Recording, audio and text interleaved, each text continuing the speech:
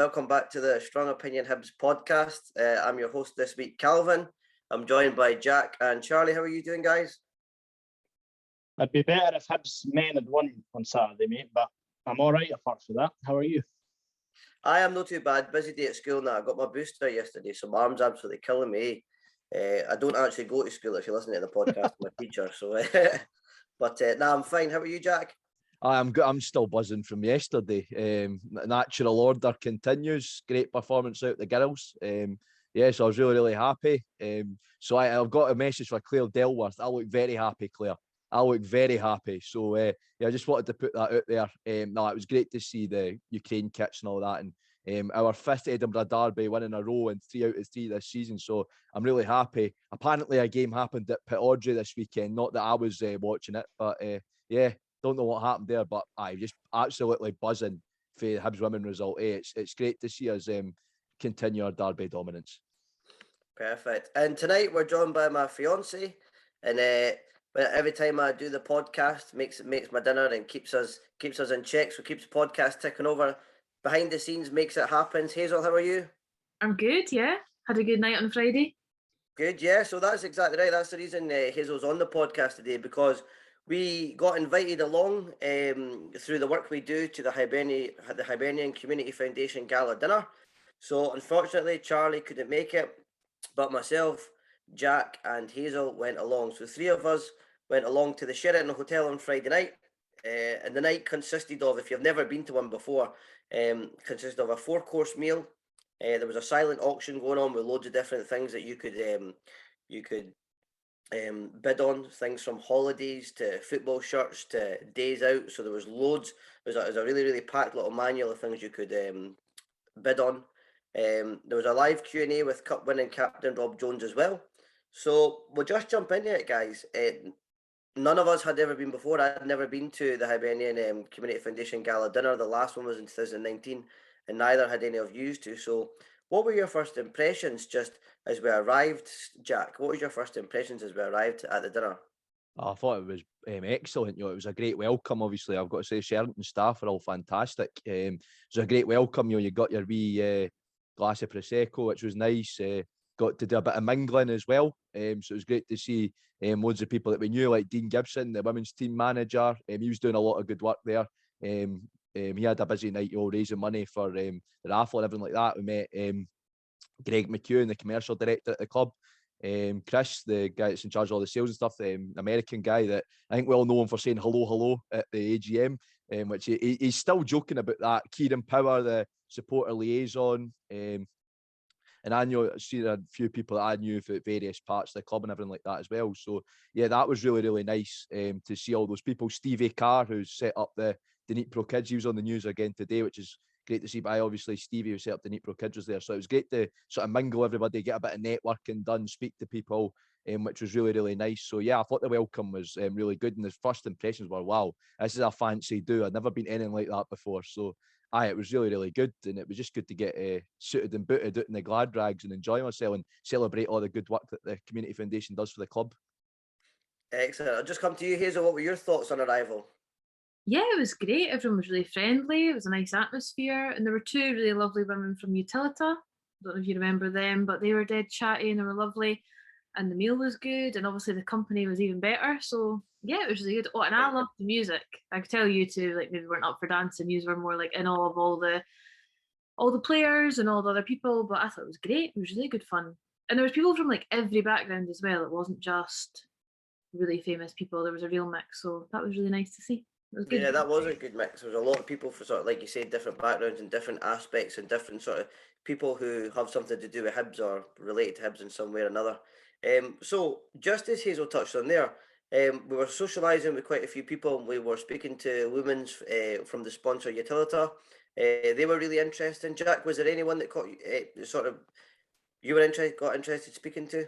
I had a fantastic conversation with legend and club ambassador Pat Stanton and the club historian Tom Wright.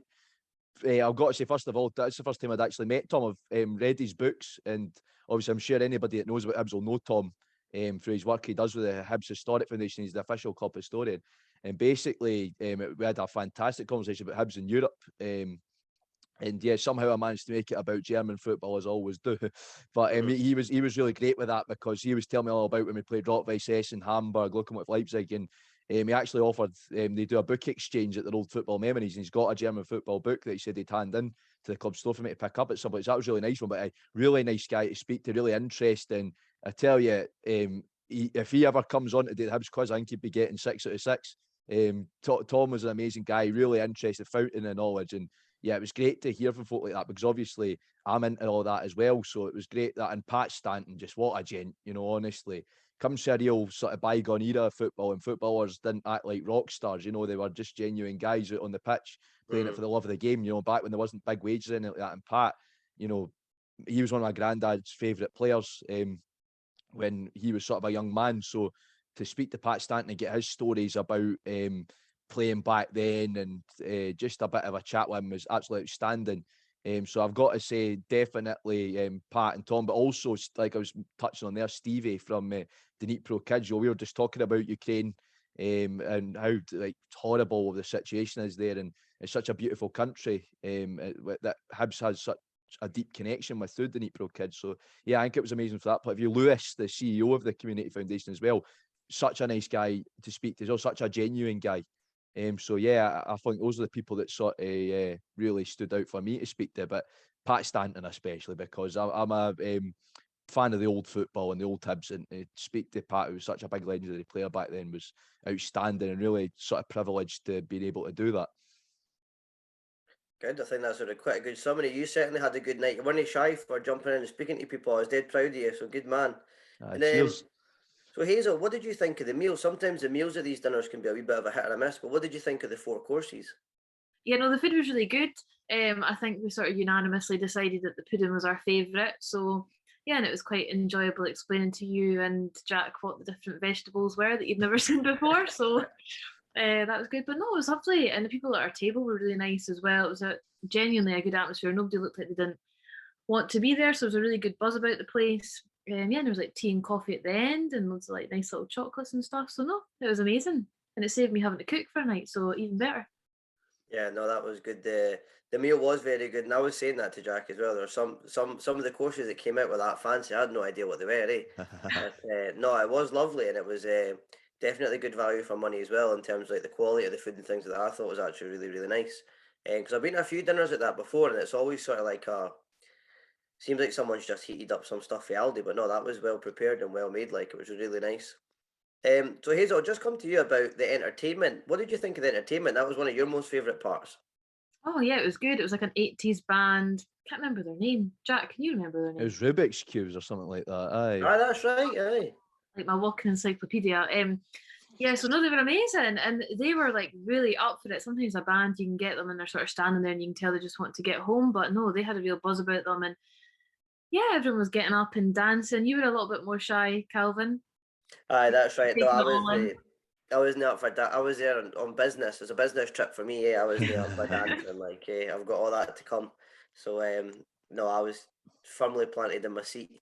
But no, there was I was surprised at how many people were up dancing though. It was really good, and it was nice to see them. I guess just celebrating the work they'd done, because they all worked really hard in that, and there was a lot of good aspects of things people had done. So it was nice to see folk enjoying themselves, especially after the lockdown and everyone being apart. For everyone to be together was really nice.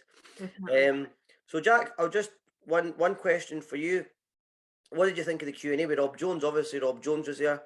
It was actually 15 years to the day since Hibs won the 2007 CIS Cup on Friday night there, and Rob Jones came back to do a speech, and he told us some stories from his time at Hibs. What did you make of that? I thought it was brilliant. I honestly thought all that sort of stuff's right up my street. So I thought it was outstanding. Hearing from Rob Jones, it was brilliant when we were all singing the song when he was coming up to speak to Barry. Jones, everything it was brilliant. The whole room was doing it, and I thought that was good. And then it just tell you what sort of guy he was and how much that meant to him. I think he's one of my favourite Hibs captains in terms of how much passion he always showed out on the pitch and everything. And I thought the best bit was when Barry said, "How would you describe yourself as a captain?" And Rob Jones said, "Back then I was a lunatic." That's what he's like. He's like, "I wanted to win even if it was just passing drills and training. He wanted to win it. You know what I mean? He wanted to win everything, and he wanted to be the best. And yeah, I think it was great. And also, as people know, I'm a big fan of Louis Stevenson. So here, Rob talking about Louis as well, in the same way that Boozy spoke about Louis when we spoke to Boozy, that was great. So yeah, that was definitely a highlight of the evening for me. I also just like to say that I managed to get Mafisog in the programme for the night as well. Obviously talking about the changing room. Obviously I got my face and a coat in there. So anywhere I go, I managed to get recognised, and at least it isn't for that incident at Easter. I'm kidding. But it's good to sort of see that I was in there because the changing room really did mean a lot to me. And I think we'd have to have a whole other podcast. You know, we'd be here for about 2 hours if I had to sit here and explain what the changing room did for me. So I felt really nice to see that in there, and sort of be part of it because I have directly benefited from something the Community Foundation's done. Perfect. So that sort of leads on to my next talking point, Jack. Last sort of thing to round up. As they were bringing out the courses, they were playing short clips of some of the work that the Community Foundation had done over the years. So there was interaction with sort of school kids playing football and doing training sessions with the local kids. There was the changing room, like you're saying. There was also other bits and pieces like the fitness group. What piece of work caught your eye that you saw Hibs doing in that? Well, obviously, I'd have to say the changing room because, like I said, I've directly benefit from that. And I know how much, like, obviously, they brought Craig on, and Craig's a really great guy, honestly. They brought Craig on for the video, they interviewed him for a video. And yeah, I think seeing how much it impacted not just myself, but the guys in the group as well was outstanding, because I think we all came into it with our own issues and our own background, but we left as guys that, you know, we'd sort of become a group and we could talk about our mental health and we could sort of support each other. We'd set up a wee support network there, which is brilliant. I think the other one I'd like to sort of point out is all the community teams at Hibs, for the Girls Academy, which is obviously creating elite level talent. You know, you have players like Siobhan Hunter, Joelle Murray, Shannon Leishman. They've all went through the Girls Academy and the Boys Community Academies, everything like that. I think that just shows you like how much of a force for good Hibs are in the community, that they're bringing. These are kids that, you know, they might not have a chance in football if the club didn't provide that, because academies obviously can be quite expensive to go to. You know, a lot of elite level clubs want quite a bit of money to get into the academy, and you know, there's a lot of running about to do. Hibs just make sure that they're giving these kids a chance, and I think that was excellent. And especially the Girls Academy, for how much I support the women's game, the Girls Academy is fantastic, and we really have got one of the best academy teams in Scotland, I'd say, for women and girls football. Perfect. And Hazel, just come to you. What was one of the pieces of work that stood out to you? Definitely I would say probably the women's sports class. It looked like they were running at the bottom of Easter Road as you go in. You know where the food is. Yeah, That really stuck out for me, and I thought, well, we lived a lot closer. That would be something I'd be interested in. And the women looked really happy doing it, and it can be hard for women, especially of a certain age, to like get out and make time. But they seem to really, be making a big difference. I think that women had lost like 1.5 stone or something. So, yeah, that was really good. Nice. Yeah, I agree with you. I think it was quite nice for them to have sort of a safe place to go and people be in the same boat. But I think, just to sort of sum it up, guys, I think one of the things that I thought was really nice about the night is you actually realise, like, although Hibs is, you know, a football club and it's the 11 players on the pitch at the end of the day, like, it's actually so much bigger than that, like the whole community that goes around it and a lot of support they do for the wider community, like you're saying, Hazel, you know, the women in the sports classes, or Jack saying the guys at the changing room. Like, it's brilliant to see that the club's offering a lot more than just a sports team. So I thought that was really, really good as well. And so if you could sum up the sort of evening, or if you had a message to somebody who's never been to the Hibernian Community Foundation, what would your message be, Hazel? Just be to go, have a great night. It was really, really good. Like, I would go back this weekend. It was amazing. And like, social events aren't necessarily my thing, but it was very welcoming and very easy going. And yeah, it was really nice.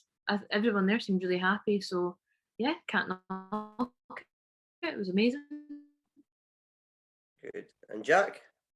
I'd say, yeah, I mean, get along and see everything that the amazing that our community foundation does. And you'll meet some great people as well. I think it's a chance to get to know some figures in the club that maybe they don't get enough recognition for what they do. You know, guys like Greg and Kieran that do a lot of work behind the scenes and maybe don't get the recognition that they deserve. And same with Lewis as well. I've got to say, like, you know, guys for the community foundation like Lewis and even Dean. You know, we all know Dean through his role as the women's manager, but he does do a lot of work for the community foundation outside of his remit as the coach of the women's team. So, you know, even guys like Dean and Stuart and all the folk for the women's team as well. Obviously, there was quite a few of the staff or the club volunteers for the women's team helping out there. You know, helping with signing everybody in and everything like that. So if you've ever been to a women's game, you know, the girls that scan your ticket and everything, they were helping out on the night as well. So I think it's a good chance to see some of the folk from behind the scenes at the club that maybe don't get the recognition that they deserve. So it's a chance for them to get recognised. And again, it's a chance to speak to some legends like Pat Stanton, like Rob Jones in a more relaxed setting as well. So yeah, that's what I'd have to say. And also, it was good grub. There was a lot of haggis going on, but it was good. Good. I'm glad you enjoyed it. So, well, that'll sum up that wee section. Thanks for joining us, Hazel, and giving your point of view and your thoughts and things like that towards the event on Friday night. I appreciate your time. So, perfect for your time. Bye. See ya. Okay, guys. Now for the depressing bit. Yeah, now for the sort of more depressing bit, as Charlie might say. Right. The men's first team travelled up to Pittodrie, 3-1 loss up at Pittodrie. So there was 2 changes from the team that beat Motherwell 2-1 the previous week. Rocky comes back into the squad to replace Henderson, and Macy is replaced by Dabrowski. And it looks like we went for a 4-3-3 setup. What's your thoughts on the lineup, guys? Any big surprises? I think my biggest one was, I don't think Rocky should have went straight back in after being suspended. You know, you've got to build him back in because he's obviously been sent off. So, you know, you can't just reward a player for getting sent off by starting the next game. But I do realise, though, we had no other real options. So that was probably and obviously I knew Macy wouldn't make it because he was struggling a wee bit in the Motherwell game. So I sort of expected Dabrowski to start, but Rocky was probably the biggest one, wasn't he? I kind of think that, to be fair, I think bringing Rocky back in made relatively good sense, because when you think about it, the defensive record's been really good recently. So bringing him back in, like, I can see why Maloney's maybe done it, because Pittodrie's quite a difficult place to go, obviously, and he's probably trying to like shop at the back and try and not ship as many goals, which obviously didn't work. Jack, what was your thoughts? To be fair, like, I wasn't overly surprised with the lineup, to be honest. I knew Macy playing was going to be very unlikely because he was toiling against Motherwell, you could tell. I have to agree with Charlie on the Rocky one. I don't think he just put a player right back in there because he's been suspended. You know, I don't think that's exactly, and I can see Kelvin playing funny buggers down there. So I've got it now. I should have had that at the start. Yeah, should have my beautiful face in it, exactly. Anyway, I think Rocky, to be honest, if you've been suspended, I don't think you should go right back into the team, because I think obviously you can't, as Charlie said, it's like giving a bad kid sweets after they've had their time out. You know what I mean? Think? I do think that is it for me, and I think we played perfectly fine without him. I'm not saying I like Rocky as a player, but I think we played perfectly fine without him in Motherwell. And if it ain't broke, don't fix it. You know what I mean? I think that's a good point. I think the defence we had against Motherwell worked fine. I think I'm not saying like obviously that result would have been different, but if we maybe stuck with defence we played against Motherwell, things might have been a bit different at Pittodrie. Obviously, Rocky, I don't think it was his fault, but obviously Rocky gave away the penalty, Aberdeen's first penalty. So I do have to say that one was interesting to me. But yeah, apart from that, no surprises lineup wise, and it was good to see Melkerson getting the start again because he was deserving of it. I was going to say, just in terms of like the defence, I mean, I obviously didn't make it last week, but I thought the defence against the Motherwell game, I thought it looked like they had a mistake in them. Sometimes it looked like they struggled with dealing with high balls in sort of first 10 minutes, 10, 15 minutes of the game. And they looked a wee bit shaky, I thought, against Motherwell. And then obviously that was the case at the weekend as well. So, Dabrowski coming back in, I think they're pretty much like for like in terms of ability, in my opinion, anyway. But so Hibs go 1-0 up via Chris Cradden cross. Aberdeen player Ramsey scores an own goal, puts it into his net. How did you feel when we went ahead? Did you feel as though sort of last week has spurred us on to give us confidence to turn a corner? Yep. Honestly, see, when I saw us 1-0 up, I thought, here we go, because But this is probably, to me, is one of the worst Aberdeen teams I've seen in a little while. I think as Aberdeen are obviously one of Scotland's bigger clubs, you don't expect them to be in 10th place in the league. And I think a lot of Aberdeen fans would probably sit here and agree with me that they've had a less than satisfactory season. They were complaining about last season when they still got into Europe. That they were upset they didn't manage to get third. I think this season's been a hell of a lot worse for them. Obviously, they took a gamble on Glass. That didn't work. And then they've obviously brought in Goodwin. I think he's been a bit hit and miss so far. He's got some good results here and there, but at the same time, he's got sort of silly points dropped out of games Aberdeen should be winning. So, yeah, obviously, I think that one for me, it was like, okay, we've went 1-0 up. We really should go for more. Now, I've got to say, it's not the first time Cadden's scored and not meant it this season. Obviously, he had that one against Livy as well. But yeah, I think, to be honest, we got slightly lucky with that one, the way that Ramsey was just there to sort of deflect it in. Obviously, he was under pressure for Doig. But yeah, I think we did get slightly lucky there. We've been due a bit of luck this season, though. Because we have been due a bit of luck. We've put a lot of dangerous crosses into the box this season, and there's absolutely a touch away from going in and making a world of a difference, turning all of those draws into wins, and and you'll take it. You know what I mean? You'll take it. If a player's there, even if it isn't your own, to deflect it into the net, then you'll take it. It's a goal. Go 1-0 up. I think that summed up the game. That was about the only decent thing that happened to a Hibs point of view, to be honest, in front of goal. I think it was another game where, to me, we were quite toothless up front, lacking that sort of killer touch. And I think that's what we really need, that in games like this. Audrey's not an easy place to go. We don't have a good record up there. So you need to have the killer touch. So, yeah, I think on that, though, it did give me a lot of confidence that when I seen we were 1-0 up, and I thought, here we go, happy weekend.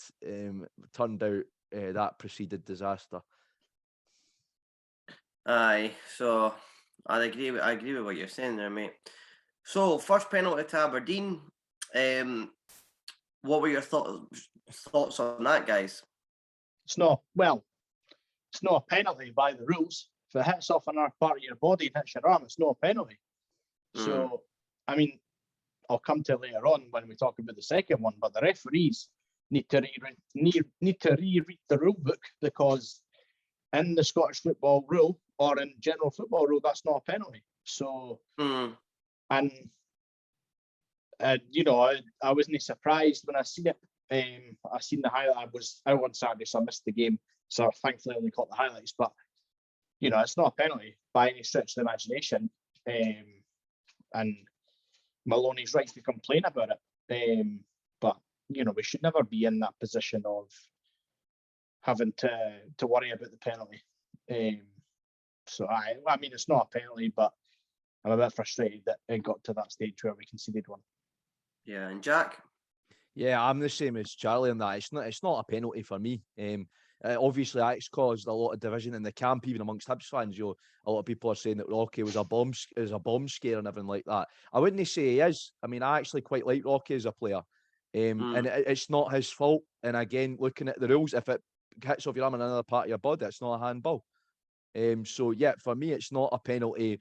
But we shouldn't have been in that situation. I think it was schoolboy stuff. Again, I'd say what it's like for Motherwell's goal. In the cup game, we played ourselves into a bit of trouble there. And yeah, it shouldn't have got to that point. But at the same time, it is unfortunate. And I do feel for Rocky, because now he'll sort of feel a bit of pressure. He'll feel that it was his fault. And it really wasn't. He couldn't have done anything differently in that situation for me. So yeah, it was just a disappointing penalty to concede. And it sort of then set the tone for what happened next. Exactly. So just to reiterate what Sean Maloney said in his interview as well, he said the first penalty decision was wrong. Hits Rocky's knee before it hits his arm, so the rules are that it shouldn't have been a penalty. I think just the same as you. I mean, it has to be deliberate for me. It has to be a deliberate handball. Otherwise, it's not a penalty. Do you know what I mean? I think it's getting the ball hit at you at that at point blank range, and especially as fast as the players hit it as well. It's impossible to move his hand out of the way. So coming on to the second one, Sean Maloney said, let's see if you agree with Maloney or what your sort of take on the second penalty is, because to be honest with you, after the first penalty, we never really seemed to recover. After they equalised, we seemed to put ourselves under a lot of pressure again and sort of fell out of the game. But The second penalty comes. Was that the Sean Maloney says second one was the correct decision with the penalty, but the wrong one to send Porteous off. Porteous definitely takes a player trying to get the ball, but if you make an attempt to get the ball, then it's not a red card. Obviously, that's just the rules in that. What is your thoughts on that, Charlie? You said you had to be something to say. Yes, you can't go down the double jeopardy route. You can't give a penalty and a red card today. It's as simple as that, and the referee's got it wrong. And Maloney's every right to be angry with that because I've watched it. Well, it does change the game, but the referees again, they just need to read the rules. Again, you can't send someone off if he goes for the ball. And I know he's behind him, and it's a hard one to get the ball there, but he's made an attempt to get the ball. It's a penalty. I think it is a penalty, but you can't send them off. So it is what it is. It definitely changes the game. But you can't send someone off after you get a penalty away. But like I say, Maloney's every right to be annoyed because it's just a blatant disregard of the rules. Aye, Jack.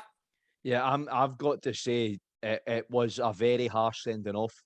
It was a very, very harsh sending off. I think another referee wouldn't have given the red card. He was just given the penalty. It was a penalty. I'm going to say it right now, full disclosure. To me, it was a penalty. But it's not a sending off. Again, the referees, I think, need to refamiliarise themselves with the rule book. Yeah. I think that whole double jeopardy argument does come into it there, and I agree. It's unfair, and of course, what was even worse is after, the whole thing of we thought we'd put all the Porteous stuff to bed, and sadly the laddie gets himself sent off for no good reason. Obviously, yeah, I think it was a bit of a silly challenge to make in terms of getting away the penalty, but it's never a red. It's never a red. So yeah, I think I do feel for him in that, because you know what's going to happen. The media will be out in force. The witch hunt will be back on, and that'll be that. So I do feel for Porteous in that situation. Unfortunately, I don't see the appeal being successful. We have lodged an appeal, but I don't see that being successful. The SFA overturning. I tell you what, see if the SFA overturn the red card for Porteous, I think we can guarantee that Putin will probably press the button in the next few days, because I genuinely don't think I could see that happening. It's more likely that dinosaurs are going to come back to life than the SFA overturning a red card for Porteous. But yeah, our Hearts to win the League Cup. Yeah, well, there's something even more. Yeah, but I do think it was harsh, and I really feel for him because he doesn't deserve. Again, we need a whole other podcast for this, but he doesn't deserve the stick he gets, and I do really feel for him. Just because he's passionate. It's because he's passionate. Do you know what I mean? Like he's everything you want a Hibs player to be, or a Hibs captain to be. Hibs through and through. A good football player and passionate. He loves playing for the club. He loves the badge. Yeah, I think Siobhan's got that before. Siobhan, when she was younger, Siobhan Hunter, she used to get a lot of criticism. Obviously not from the media as much, but like from opposition fans and opposition coaches. Siobhan, when she was younger, used to get a lot of that as well. They're very similar players in that respect. That they're quite old-fashioned, but they're not afraid to go in there and make challenges. And obviously they're both big Hibs fans, so they wear their heart on their sleeve when they're playing. So yeah, I've got to agree with that. He is a passionate young lad, and you can't fault him for that. We need that. You need that bit of passion and a bit of willingness to get stuck in. Like Boozy said in his interview with us, mate, like we're losing that in the game. We're losing that. Exactly. You know what I mean? And if you keep on, it's 100% a witch hunt, because like what I was going to say about the Porteous thing is, it's a red card in that, but even if he hadn't sent him off there, Ramirez would have just probably put out a tweet, and then the SFA would have banned after like last time. Do you know what I mean? So he was going to get it one way or another, and that last time he was sent off was an absolute joke as well. But see, I was thinking about it, right, and see the media, it is complete bias, because if you look at, I was thinking of who's a thug in Scottish football. First one that jumps to my mind is Alan McGregor. That guy's an absolute bampot, man. I mean, I don't know if you will be old enough to remember, you might be young at the time, but there was an incident where Riordan went head to head with he didn't even go head to head with McGregor. You'll find this on YouTube. And McGregor falls down like he's been shot, and he's holding his head in that, trying to get Riordan sent off. And I remember I think I was at the game. I think McGregor got a yellow card for it. that's red card behaviour. That's blatant cheating. And look at the one he done to McNulty too. Ken, that died during the press pretty quick. Ken, what I mean? Ken, the one when he kicked it, and then he kicked the ball, then he actually put his foot forward to catch McNulty's back with his studs. That's bloody assault. Do you know what I mean? See if Porteous had done that, because they'd be wanting them. They wouldn't be wanting them to play football anymore. Seriously. Yeah. It's actually crippling the country as well, because there's that Halkett being called up to the Scotland squad for Hearts. Fair enough. A lot of my Jambo mates have been singing his praises this year and saying he's been really, really good. However, look at the stats. Porteous has been the best defender in the league this year. Porteous is statistically the best centre back in the league, and he's not getting called up for the national team. And it's because of this media witch hunt. Do you know what I mean? It is. It seriously is. It's ridiculous. It is ridiculous. It's actually embarrassing. And you look at the pundits on Sports Scene and that as well. I mean, last week you've got McFadden, who's ex-Motherwell. Who was the other one? Mikey Stewart, who obviously played for us but played for Hearts as well. It is biased. Yeah, I mean, look at them. The first thing they say about that sending off with Mugabe is, no, it's a bad challenge. It's, look at Porteous. Look at the way Porteous is reacting.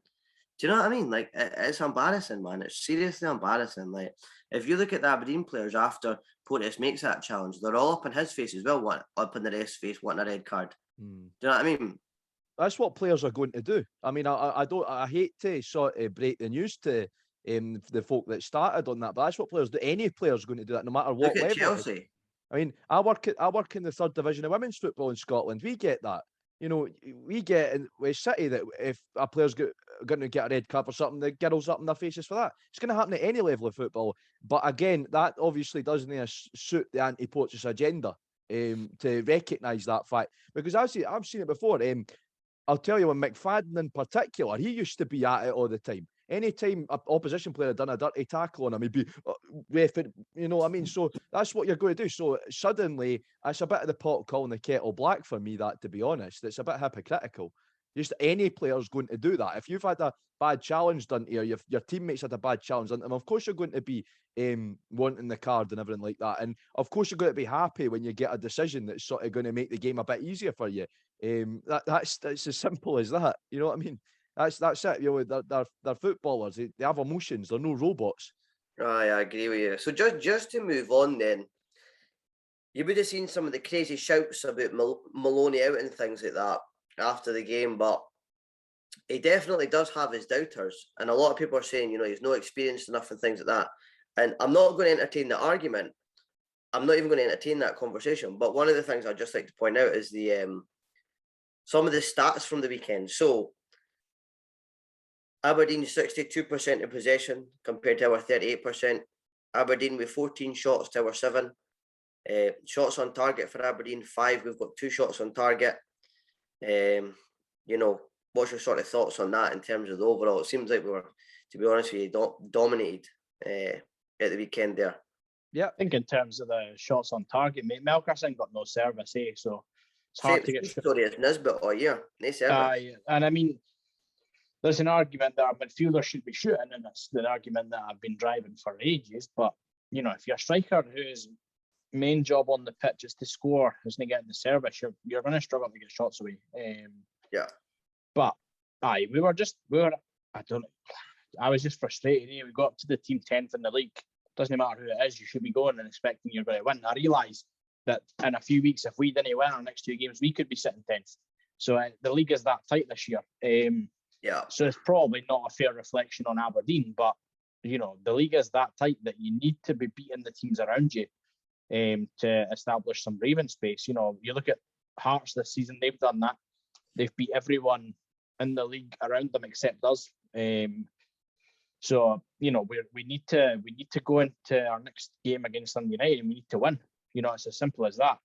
We can't afford to drop points in our next 2 games. I know going to Tynecastle and winning's a big ask, but you know, we can't afford, because we didn't want to look back at the season and be like, well, it could have been so much better, but we finished 10th. You know, that's not a fair reflection on our season either. But it is what it is. Like, the league is that tight, so you need to win your games and the teams around you. Jekyll? Yeah, I'm the same as Charlie. You know, you can't be afford to drop points like that. Silly losses like that could be the difference between finishing 4th or 5th or finishing 10th. That's how, and genuinely, that's how tight the league is. And you drop points, that's it. You're putting yourself in jeopardy. And maybe 10th wouldn't be a fair reflection of the season, but that's tough because you've lost that. That one loss could impact that. So we can't afford to drop points.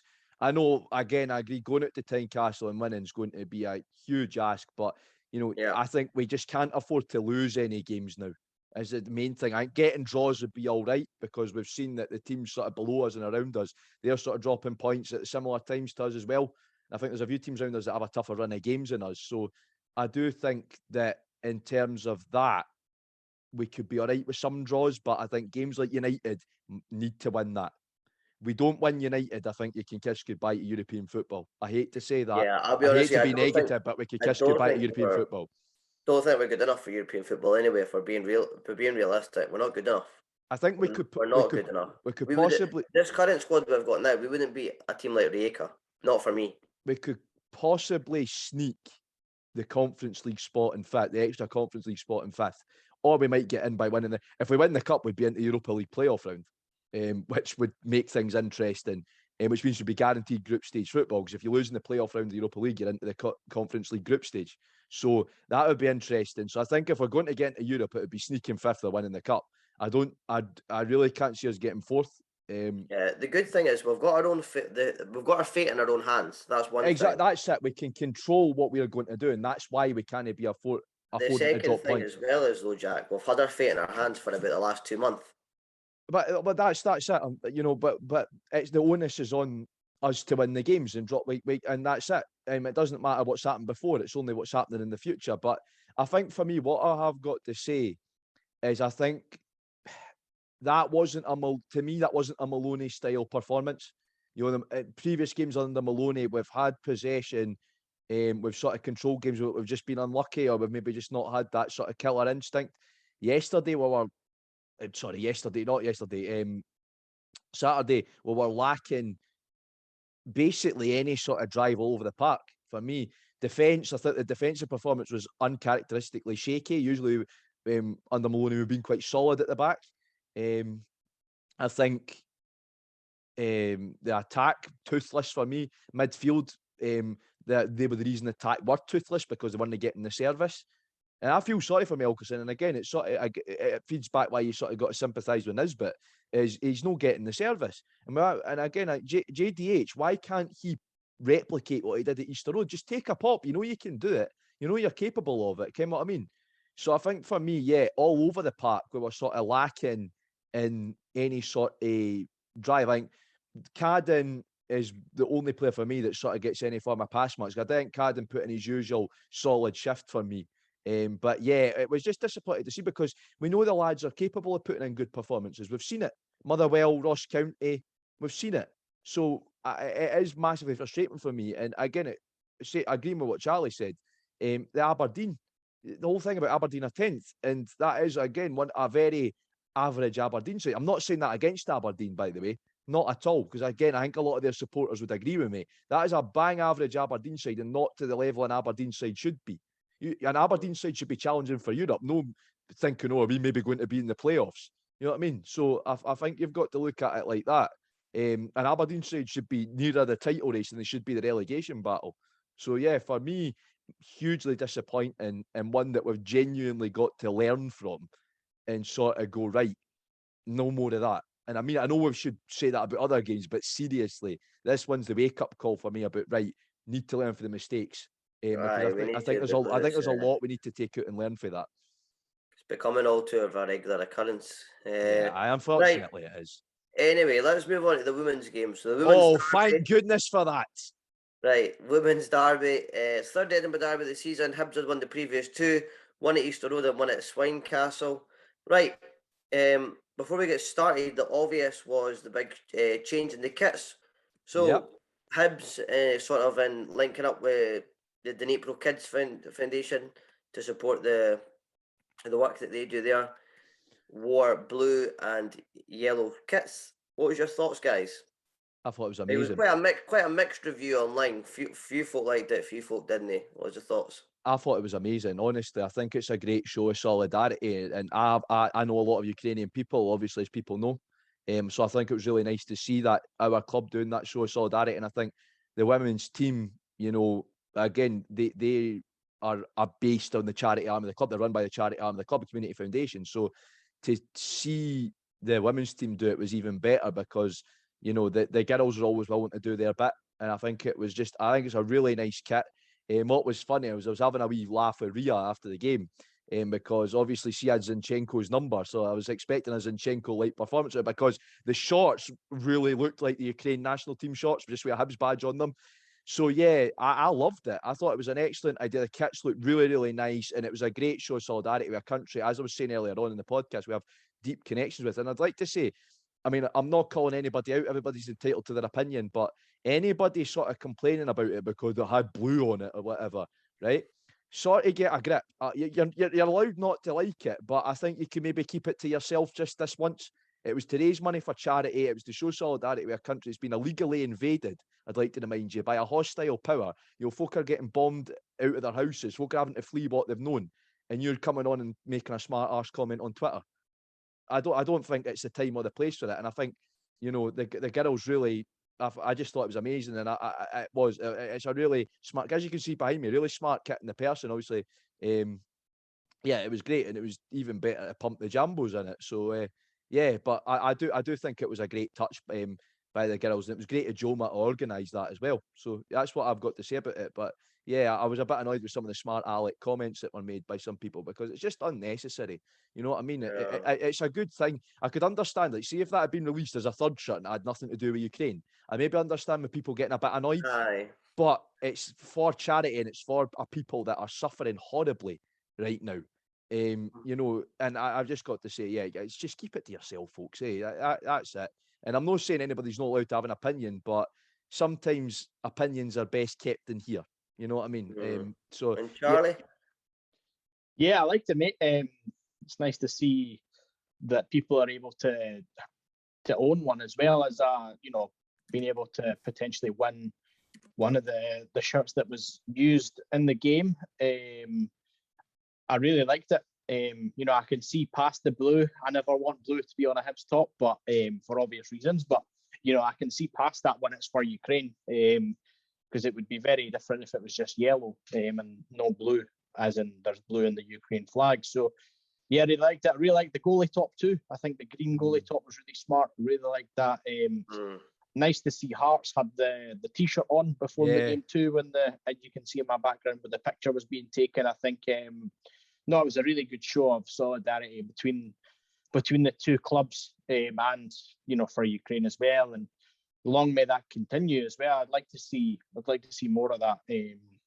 But I think it was really nice, really a nice touch.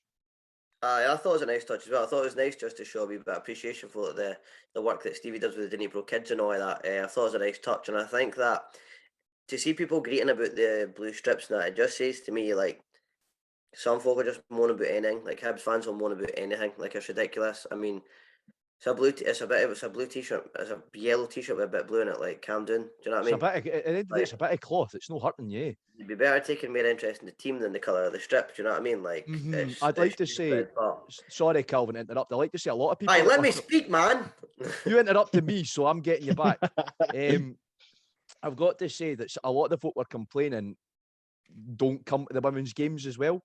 So I'm just saying, didn't complain about the strip when you didn't come to watch the team. I've got to put that one out there as well. But yeah, as somebody who supports a women's team and backs a women's team like a lot, and I've done a lot to support them, and obviously the girls all know me quite well. It was just really nice to see that because I know so many Ukrainian people as well. As I was saying, it was just really nice to get that connection there. And obviously I had the Ukraine flag down with me as well. I even got myself on the telly. So it was a nice touch of show of solidarity. Yeah.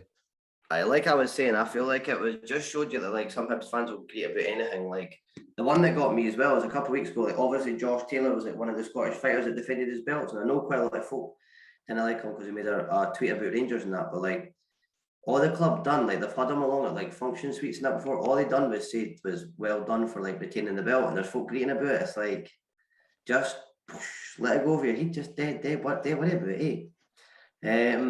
Anyway, let's go on to the actual football. Jack, what was your thoughts on the first half leading up to before we scored? You went for a 1-0 prediction. I went 4-0. Charlie got it right with 4-1.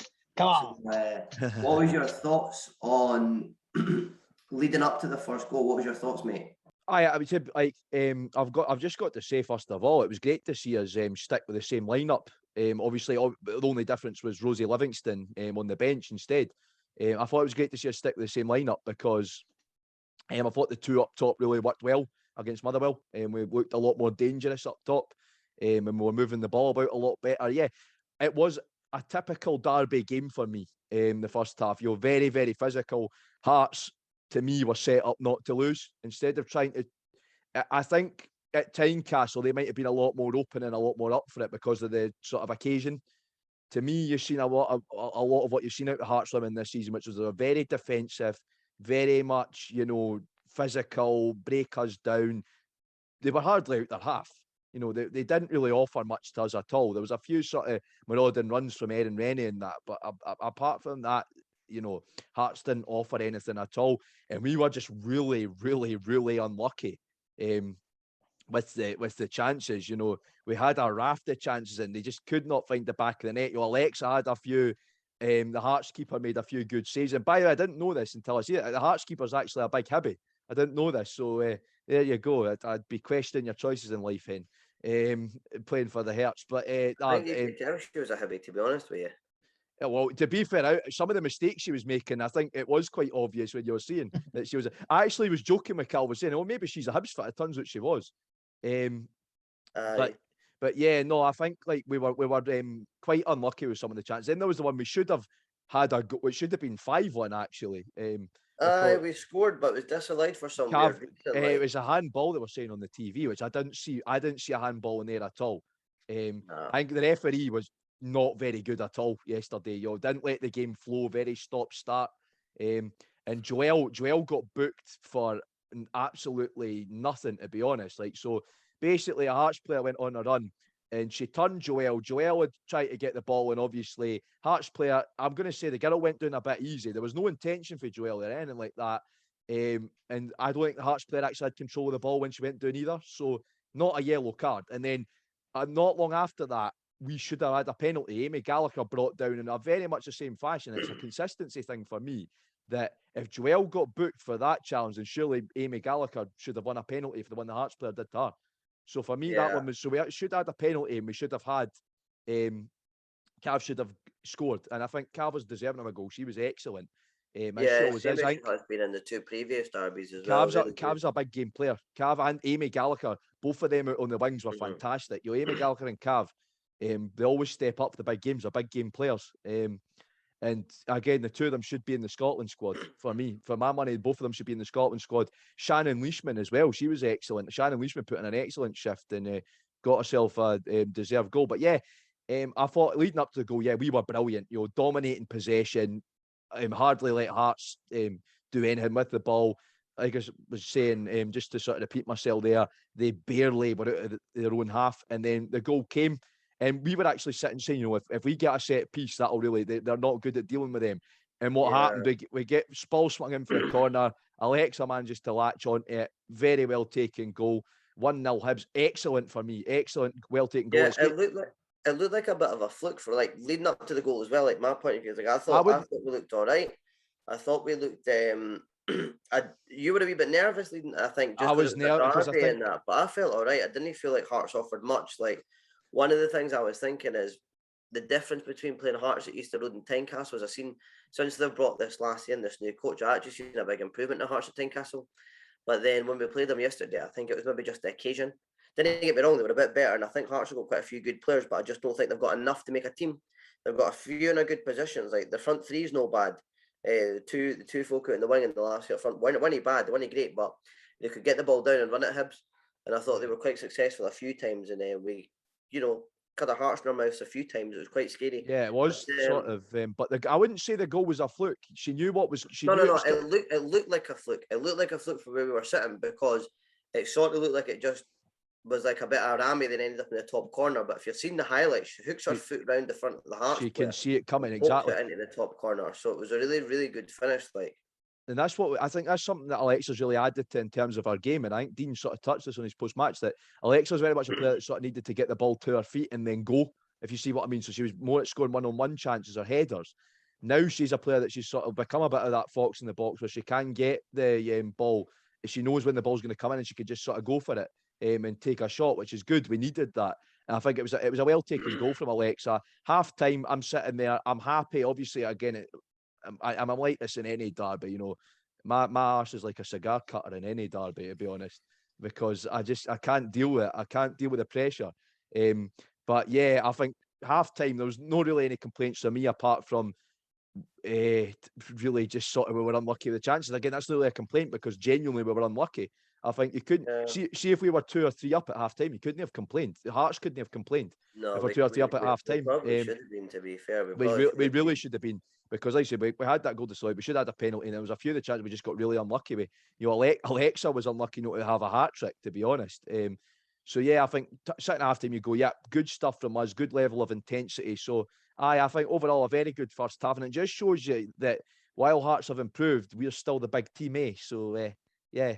Yeah, exactly. Yeah. So like you're saying, I think the first half was good overall. I think Hibs put a lot of pressure on Hearts, a lot of pressure. Like you said, they were hardly ever out their own half, and it looked like Hibs were really hungry for quite a few goals. And so half time, Joe Murray gets subbed off. Shannon McGregor comes on. A positive attacking change. 4 minutes later, 4 minutes into the half, we got our second goal via Mickey McAloney. And it was a well-taken strike. It was something I think we needed to do. We needed to test their goalkeeper a wee bit more in terms from distance because she was a bit shaky. Like whenever you had a shot, there was a few balls in the first half that you know, she was trying to play it with her feet or she caught and she sort of made a wee bit of a mess of it. So it was good to see that we put her under pressure shooting from distance and Mickey gets the second goal.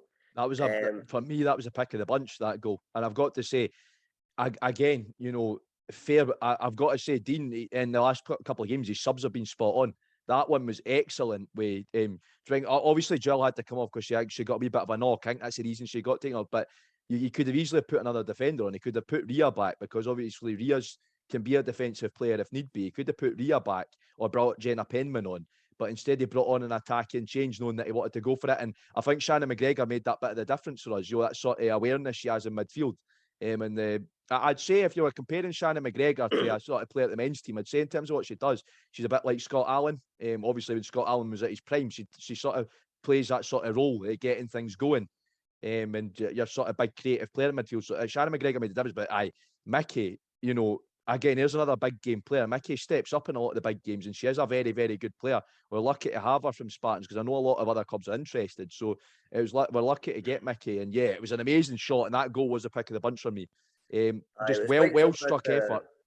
It was quite similar to Alexa's second goal last week. Yeah, it was very similar to that. Well struck effort, and yeah, it was great. And of course, it was actually quite funny touch the Hearts keeper because one of my throwaway comments, which I'm good at making, was saying that she was the female Zlamal, comparing that to bad Hearts keepers.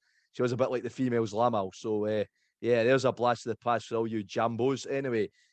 Or well, if she's a Hibby, we'll say she's the female Zibby instead. But yeah, she wasn't.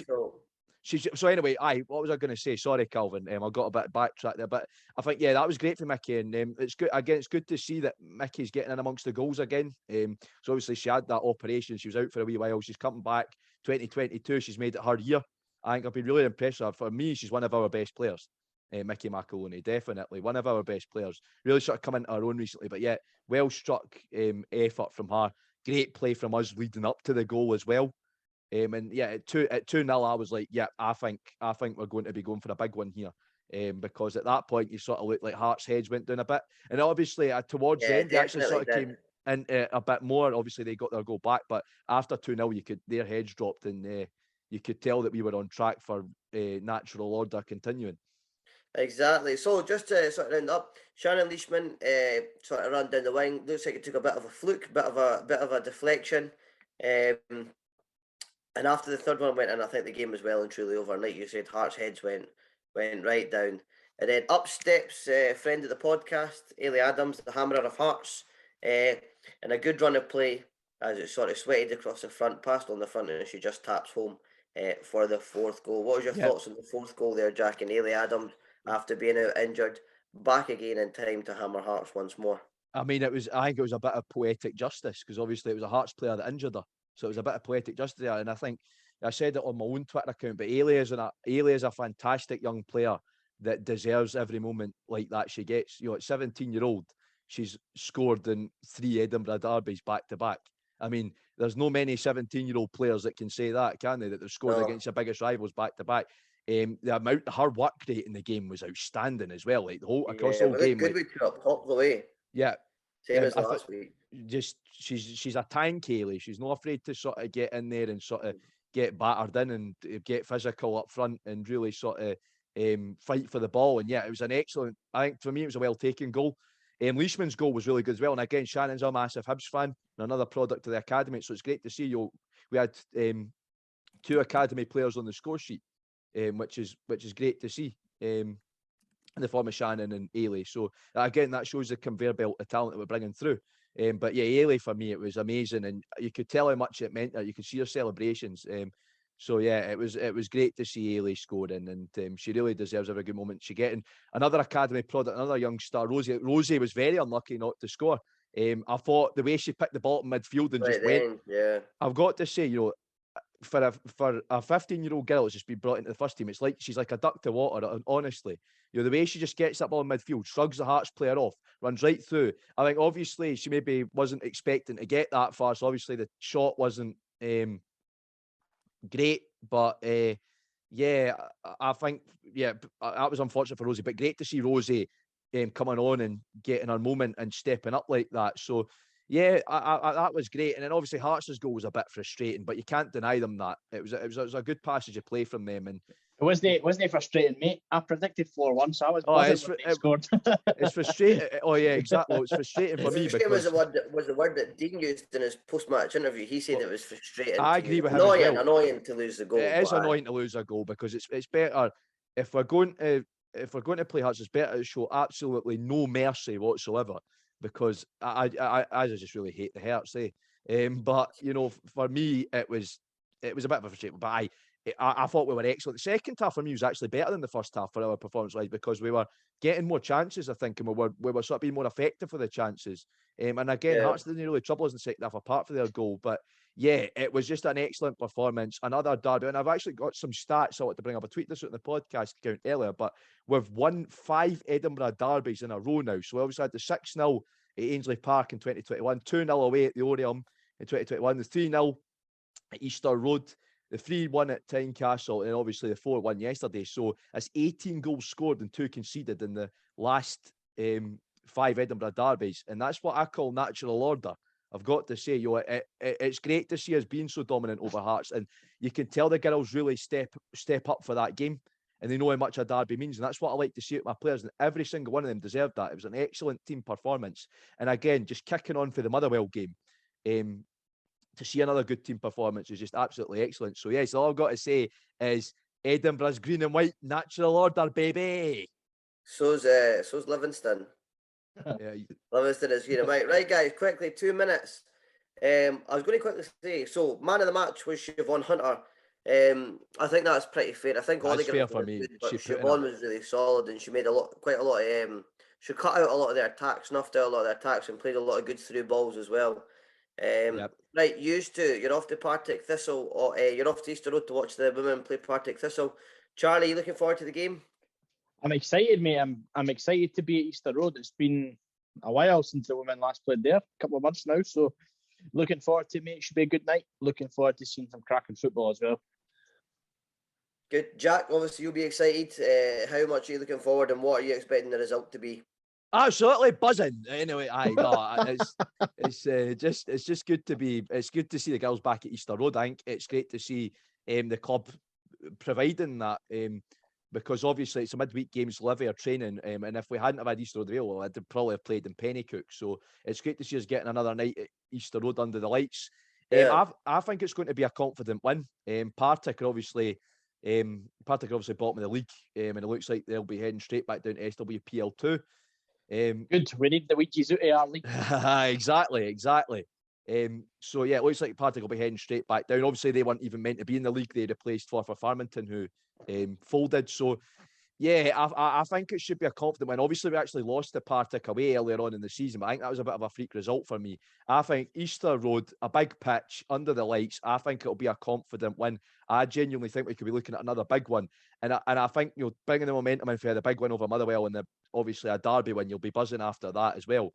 Bringing in the momentum, I genuinely think we'll get a big win. There are 3 games that I knew we'd get maximum points out of anyway, so hopefully we just get that. And again, it brings momentum heading into the big game at Parkhead on Saturday as well. So I think it's a game we just need to win, get out the way, get a big result, big confident result, get a good performance in there. So yeah, Easter Road under the lights. I'm just really looking forward to it. I think it will be a confident win from the girls because, as I said, Partick aren't a great side. I think they're all right, but they aren't a great side. So the girls should get confidently on home turf. Good stuff. Right, let's round this podcast up. Let's jump on to the Hibs quiz. So We're not doing score predictions. I asked you for your score prediction. You never gave me one. You just Neither kept on did talking. he. You Neither just did kept he. on talking. Right, okay. Well, Give me a score prediction. Just a score prediction. Go. Right, okay. I'm going to say 6-1 Hibs. Wow, 6-1. Charlie? 9-0 Hibs. 9-0. Come on. 9-0. I want some of what he's been having. Exactly. It'll be a big win, but I can't see it being that big. Good stuff. Right, that's a very good in-depth analysis of the game, guys. That was really, really good. I enjoyed that. Right, let's jump on to the High B quiz and let's see how you do in this one then. Oh, God. Start with 3 questions. We'll go with the men's questions first. Right. What number is Dylan Tate for Hibs? Oh, you're having a laugh. He's not even playing a game. He's not even a Hibs player. Oh, he is. Has he got a squad number? Got a squad number on the bloody internet anyway. Oh, God. Who's starting? I'm gonna take a guess. I'm gonna take a guess because I kept him at the club on Football Manager, but I might have changed his squad number. I'll use his Football Manager squad number that I'm using on my Hibs save, and by the way, he's turned into an absolute baller on my Football Manager save. I'm going to say he's 24. Chaz? I think he's 40. 40. Nah, you're both wrong. He is indeed number 28, currently out on Is loan. he? Aye. There we go. I hate you for that one. Questions are getting harder. Aye. Well, who you going to ask this? What you going to ask is what's Lucy Ronald's number? No, we're not the women's questions yet, mate. Just you hung fire. Right. Oh, God, that's going to be on the... How many first team players are currently out on loan? First team. First team. Oh, bugger. Right.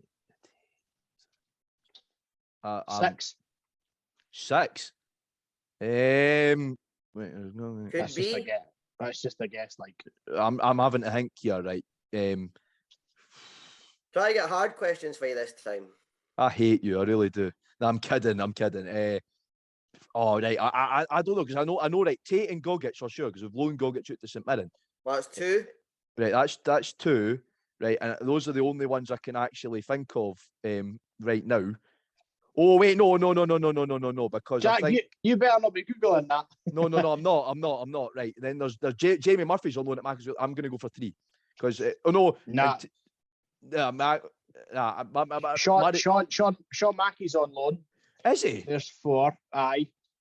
So you've got Gogic, I'm going to go for Murphy. You've got Mackey.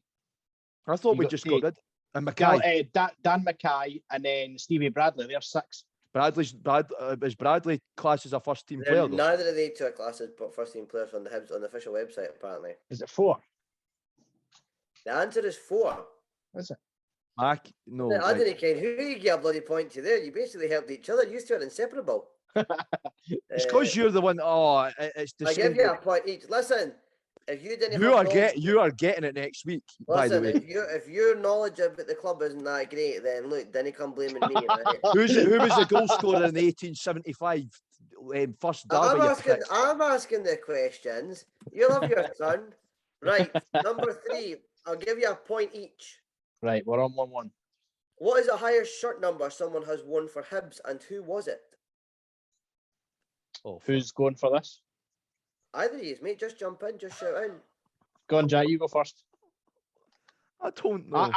I ken the answer, like, so Jack, you go. I know who I thought it was, but when I looked it up, it was different. I know. I don't. ken who it is. Seriously, I don't pay attention to this sort of shite. So I'm just going. He's bottled it tonight. I'm going to forfeit.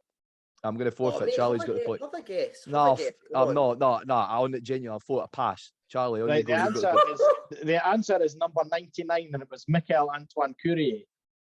That is what I thought. It's no, he wore that. It's 91, eh? Paulson. Yes. That Courier is what wore I it thought, at Charlie. Courier wore it at Hamilton. I thought 99 Courier, and I looked it up to double check, and I was wrong. Paulson, eh? Paulson, number 91, aye. Nah, So, I thought I knew it. Good stuff. Right, Jack, restore a wee bit of pride here. You'll do well here, right? The women's game. Right. God, I'll ask you in an easier order so you can build some confidence. So, who scored the first Edinburgh Derby goal this year? The first Edinburgh Derby goal. That was the game at Easter Road, and it was a certain Miss Alexa Coyle, our Captain America. She got the header at the. Are you talking about this year? I'm talking about this year, aye. Well, no, this season. This season, right. Come on. Right. Right, okay. I'm going to say. Oh, yeah, it was Alexa. Right. You threw me. You need to word your questions better. So it was Alexa Coyle. Listen. Yeah, it was Alexa Coyle and 2-2. Well done, yes, Alexa Coyle. Right, what shirt number is Kirsty Morrison? Anyone can go first. 29. Oh, well done. Inseparable again. Right, last one. Let's have a wee look at Hibs women in Europe. How many British clubs have we faced in European competition? British club, right? I'm pretty sure it's 1. Cardiff Mets.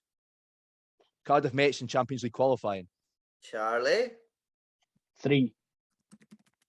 I can confirm you're actually both wrong. Both wrong.